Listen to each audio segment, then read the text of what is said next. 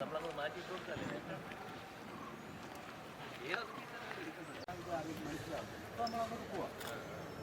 ഞാൻ ഈ പോയിന്റ് സാറിന് കാണിച്ചില്ല.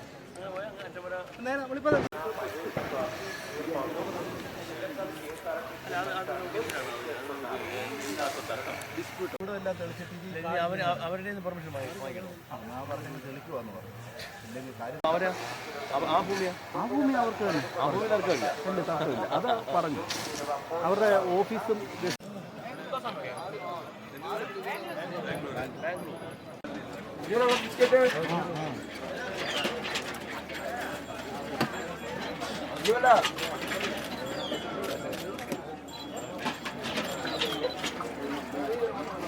വേണോ